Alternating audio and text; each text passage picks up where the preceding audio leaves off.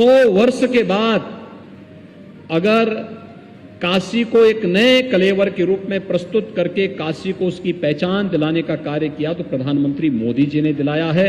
आज काशी विश्वनाथ धाम जिस रूप में आप सबके सामने आया है, नेतृत्व और मार्गदर्शन प्रधानमंत्री मोदी जी का था, सहयोग हर काशीवासी का था और प्रशासन फिर एक टीम के साथ जब मिलकर के काम किया तो परिणाम तो हमारे पक्ष में आता ही, क्योंकि बाबा विश्वनाथ का आशीर्वाद जो हमारे साथ में था।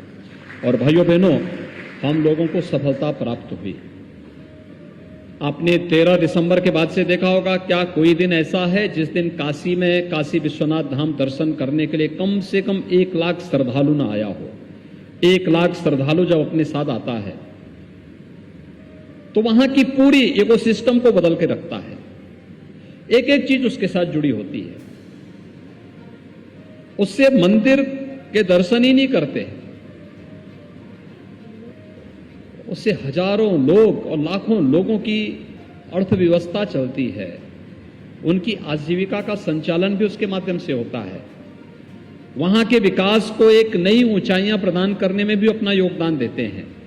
कोई टैक्सी चला रहा है, कोई नाव का संचालन कर रहा है, कोई होटल के व्यवसाय के साथ जुड़ा हुआ है, कोई रेस्टोरेंट के साथ जुड़ा हुआ है, कोई फूल माला और प्रसाद की बिक्री कर रहा है, कोई पूजा पाठ में लग करके लोगों की आस्था का सम्मान करने में अपना योगदान दे रहा है।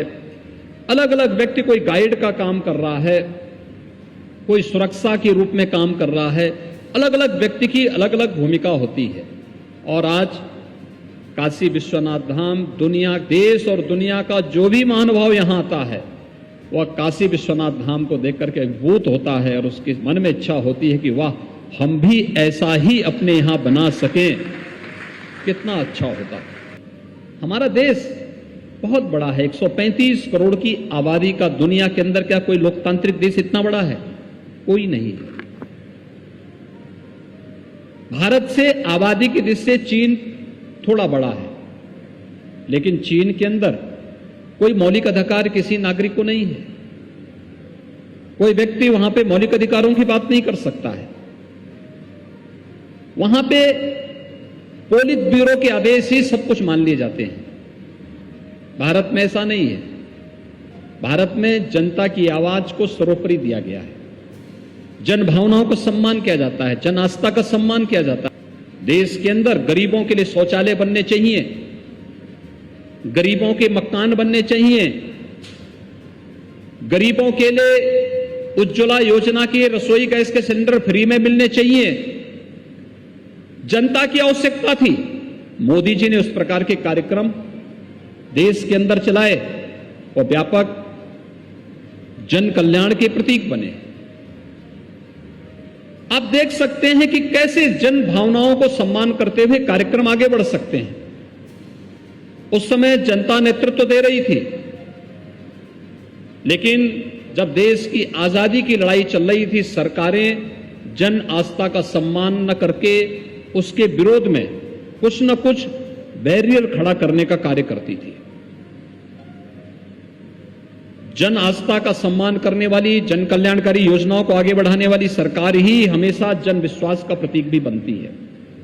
और जन विश्वास का प्रतीक बनने के लिए किसी भी लोक कल्याणकारी सरकार को क्या बनना चाहिए? मोदी जी ने उसका बहुत छोटा सा नारा दिया 2014 में, सबका साथ सबका विकास। उन्होंने कोई जाति, कोई मत, कोई मजहब, कोई क्षेत्र, कोई भाषा की बात नहीं कही। सबके कल्याण के लिए 2 शब्द दे दिए, सबका साथ सबका विकास। और आपने देखा होगा जितनी योजनाएं चली उसी को केंद्र में रख करके वो योजनाएं आगे बढ़ती गई। कोई योजना जाति, मत, मजहब, क्षेत्र, भाषा के आधार पर नहीं है। पूरे देश को केंद्र में रखकर, गांव को केंद्र में रखकर, गरीब को केंद्र में रखकर,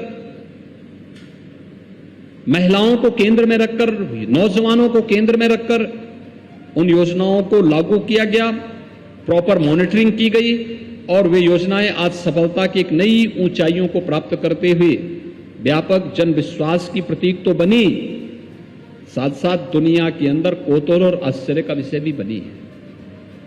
कोरोना कालखंड में देश की लीडरशिप कैसे होनी चाहिए, आपने ये भी देखा होगा 135 करोड़ की आबादी का भारत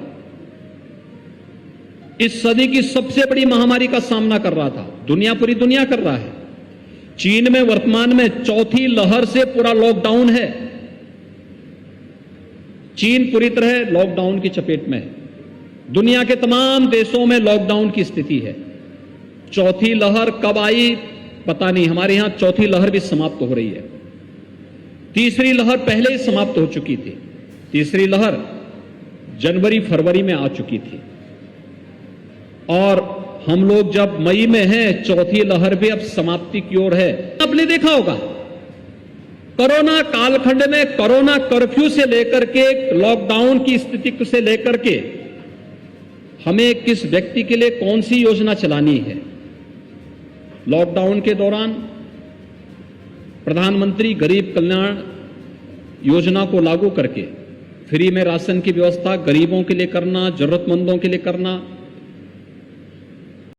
उस समय तमाम लॉकडाउन के दौरान तमाम तबके के लोगों के लिए जब उनकी आजीविका पर असर पड़ा, भरण पोषण भत्ते की व्यवस्था करना, जनधन अकाउंट में पैसे की व्यवस्था करना, 6 महीने तक फ्री में रसोई गैस के सिलेंडर उन गरीब परिवारों को उपलब्ध करवाने की व्यवस्था करना, ये तमाम कार्यक्रम चले। प्रधानमंत्री किसान सम्मान निधि की राशि हर किसान के अकाउंट में दे देना, हर सप्ताह स्वयं देश के साथ संवाद बनाने का कार्य करना, फ्री में टेस्ट, फ्री में उपचार, फ्री में वैक्सीन की व्यवस्था करना। भाइयों बहनों, दुनिया के अंदर वैक्सीनेशन का इतना बड़ा ड्राइव दुनिया के अंदर कहीं नहीं हुआ जो भारत के अंदर हुआ, और जितनी व्यवस्थित तरीके से हुआ है। एक योग्य और संवेदनशील नेतृत्व अपनी कार्य क्षमता के माध्यम से अपने नेतृत्व का परीक्षण इसी रूप में करवाता है, और जिस रूप में प्रधानमंत्री मोदी जी ने देश और दुनिया के सामने किया। आज यही कारण है कि 135 करोड़ की आबादी का देश, अमेरिका और यूरोप की तुलना में भारत का हेल्थ इंफ्रास्ट्रक्चर कमजोर है, लेकिन मृत्यु दर दुनिया के अंदर सबसे न्यूनतम भारत का है।